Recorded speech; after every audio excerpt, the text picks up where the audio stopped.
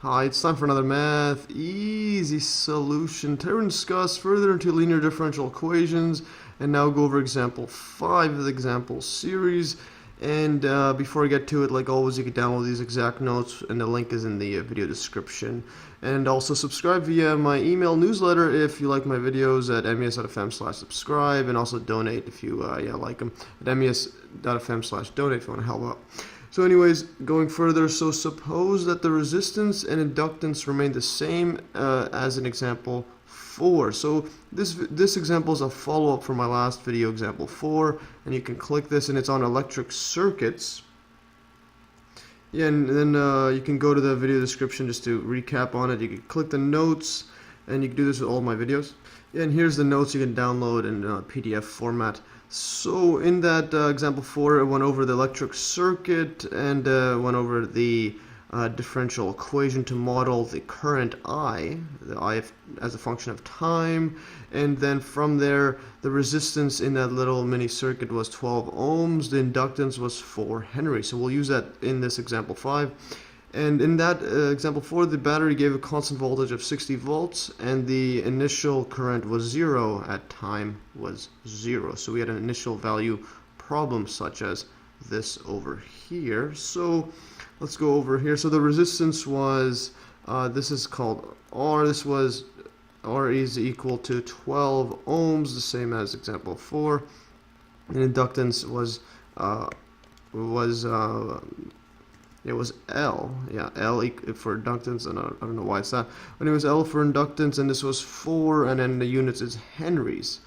And again, you can learn more about this all in my earlier videos on electric circuits. I'll put that in the video link below, and you can check those out.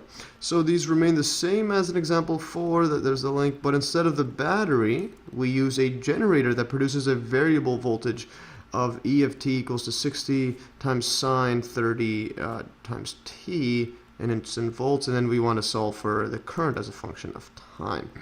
And note, electric generator converts mechanical energy to electric energy, so that's why they can go up and down. It can vary depending on the mechanical energy and etc., how it's set up.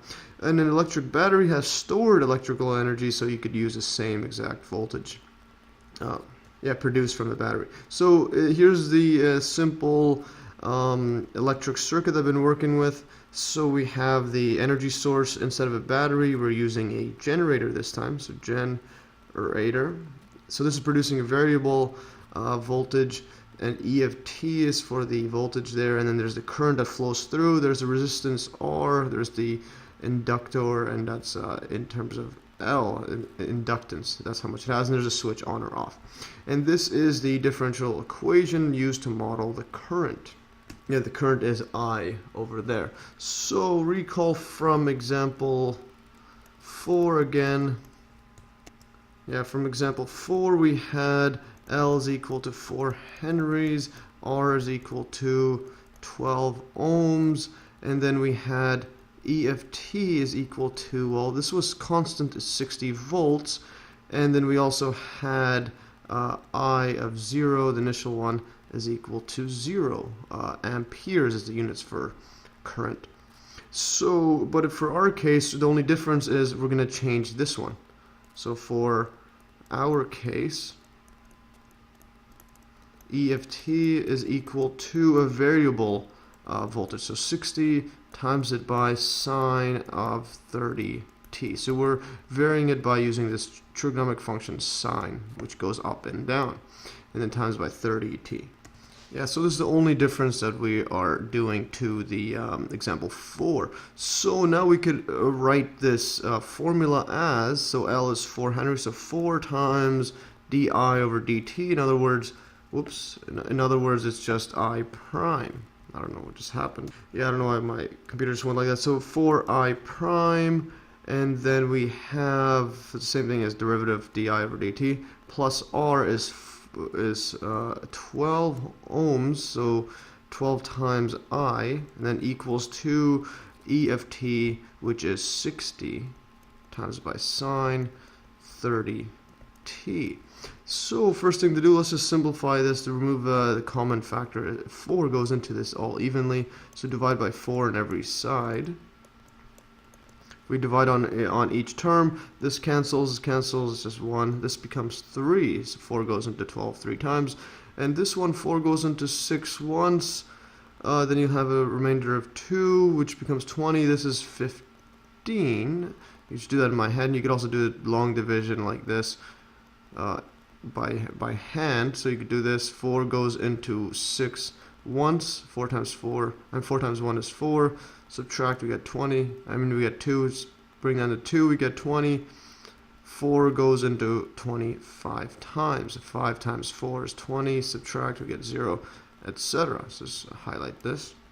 And yeah, you can learn more about division by hand in my earlier video. I'll put a link below. Anyways, so now we have this. This becomes I prime plus 3i equals to 15 sine 30t. And now, like always, recall my earlier video on linear differential equations, the first one I did where I derived how to go about the solution. So if we have, so I'll just write recall. So recall if you had y prime plus p of x, so y is a function of x times y equals to q of x. So this is similar to ours except we have t. Then the next step would be taking the derivative d over dx of I of x. This is the integrating factor. Put this like this. Oops, and then times by y equals 2, and then you multiply both on the right side, I of x, q of x, to create a separable equation. Again, you can learn more about this, where I of x is equal to, this is I of x equal to e to the integral p of x dx. Yeah, and then this is the integrating factor. We could do this, and we can move the dx on this side, separate the equations, and take integral and solve it. And but in our case, we have the p of x, as you could see, yeah, the p of x aligns with this 3. So p of x is actually going to p of t. So it's a function of time instead of this the generic x. This is going to be equal to 3. And then our q of x is going to be now q of t, which equals to this entire right side. So 15 times sine 30t. So it's a function of time.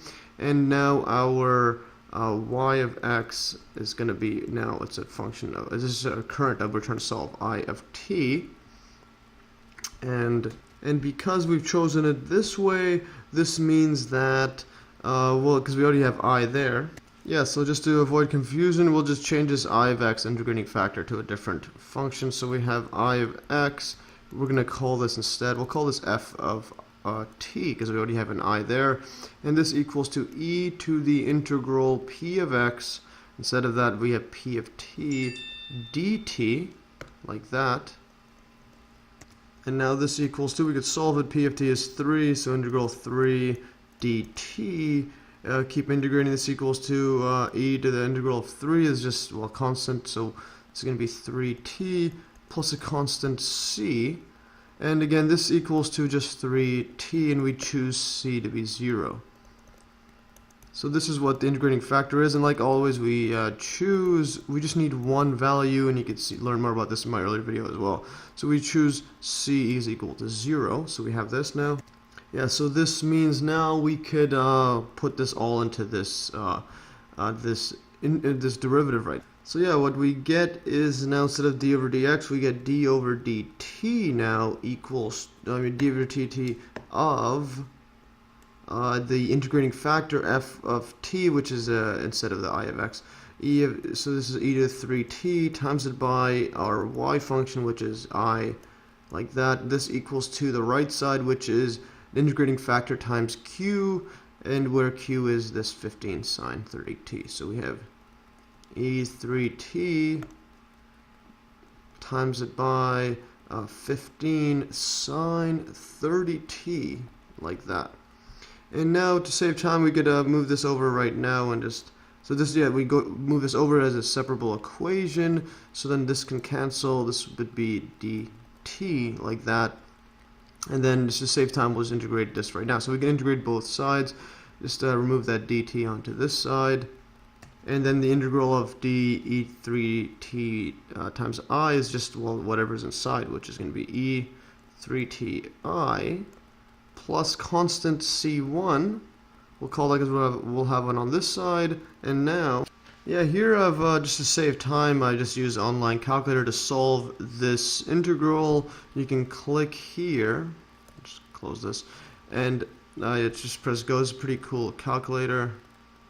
Whoops.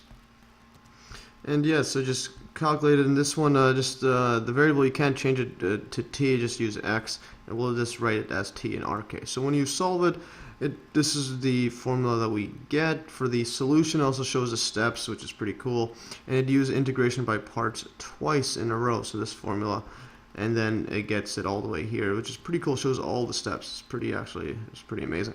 So this is the solution, 5 over 101 times e3x sine 30x minus 10 cosine 30x.